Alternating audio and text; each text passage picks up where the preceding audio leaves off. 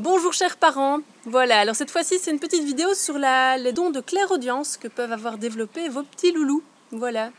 Alors, donc la clairaudience c'est le fait d'entendre le monde invisible par le canal de l'ouïe, voilà. Donc le canal de l'ouïe est un des canaux de canalisation, en sachant que les canaux de canalisation principaux, il y en a 5 qui sont en fait liés aux 5 sens, plus le 6e qui est le 6e sens, donc l'intuition.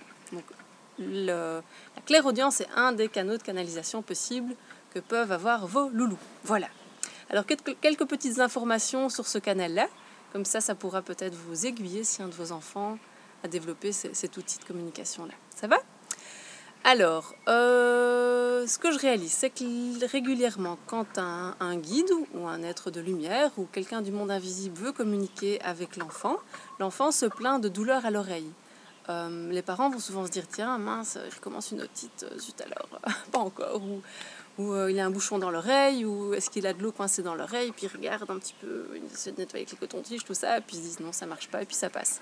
Ou alors l'enfant quand il est plus petit va vous faire des petits signes comme ça, ou alors avec son doigt va gratter son oreille, et puis c'est suivi d'aucun symptôme médical. Voilà, donc ça ce sont des petits signes qui peuvent peut-être vous aiguiller en vous disant tiens peut-être que mon enfant entend le monde invisible qui lui parle direct dans les oreilles. Voilà. Alors, ça c'est un des symptômes. Ensuite, ce que les enfants vont entendre, c'est simplement des voix qui leur parlent dans leurs oreilles.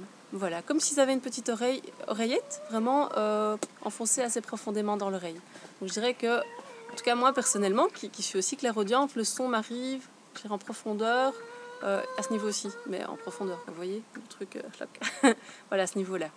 Et j'entends vraiment les voix comme si vous me parlez en fait. C'est vraiment avec cette finesse-là.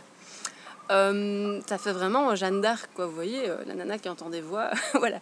Ça peut arriver à vos enfants aussi d'avoir vraiment ce canal-là assez développé aussi. Tant qu'ils sont petits, pour eux, ça fait partie de leur réalité. Ils entendent des voix, oui, pourquoi pas. Et puis c'est quand ils grandissent, vers 4, 5, 6 ans, qu'ils commencent à se poser des questions, de se dire tiens, c'est qui me parle ici c'est bizarre. Et alors, c'est à ce moment-là qu'ils vont développer des peurs.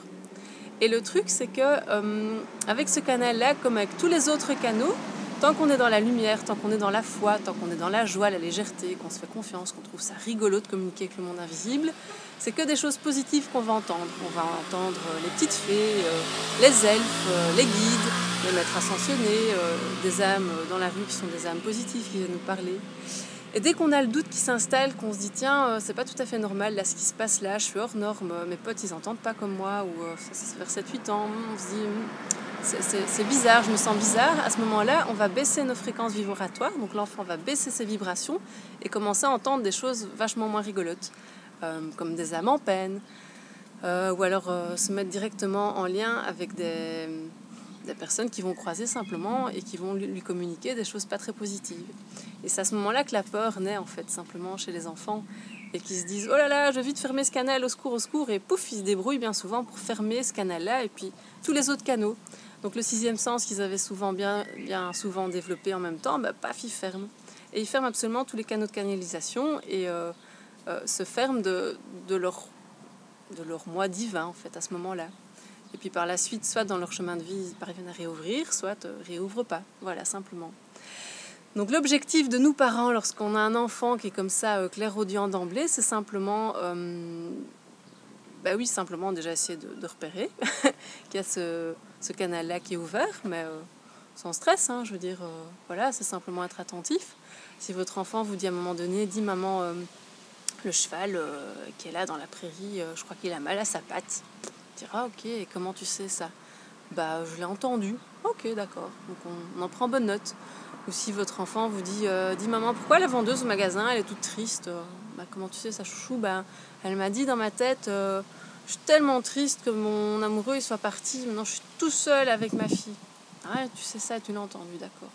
Ou alors les plus petits enfants, ça c'est plus compliqué, mais qu'est-ce qu'ils pourraient vous dire les plus petits enfants? Des grosses intuitions, par exemple, ils viennent dans vos bras et puis ils vont vous dire maman bobo, et puis voilà, dans la semaine qui a suivi, ils se sont grattés beaucoup l'oreille et voilà, on va vous dire peut-être qu'il a senti que j'avais un petit truc sur le cœur là, que j'avais pas encore géré. Voilà, simplement. Donc soyez attentifs, dites-vous que c'est un canal qui existe, c'est pas le plus fréquent. Je dirais que sur les enfants que je rencontre, c'est un enfant sur 5 qui a ce canal-là qui est ouvert et développé. tenez-en simplement compte et dites-vous simplement que votre enfant va entendre le monde invisible. Il y en a qui le voient, il y en a qui le sentent. Voilà, lui son canal c'est celui-là simplement. Et si à un moment donné il entend des choses qui ne sont pas confortables, dites-vous simplement qu'il est dans un moment un petit peu plus dur, soit où il a peur de quelque chose, ou il éprouve des difficultés, que ce soit à l'école, dans ses liens avec ses amis, à la maison. Donc l'objectif c'est à ce moment-là de l'aider à résoudre ce qui est difficile pour lui, pour que ses vibrations réaugmentent et que son canal de clairaudience vibre sur des vibrations hautes. Voilà. Et à ce moment-là, il sera de nouveau dans la légèreté et la joie et il pourra utiliser cet outil d'une manière positive et porteuse pour lui par rapport à sa mission de vie notamment. Voilà, voilà. La suite des canaux de canalisation, je prendrai le temps de vous les expliquer au fur et à mesure. À tout bientôt.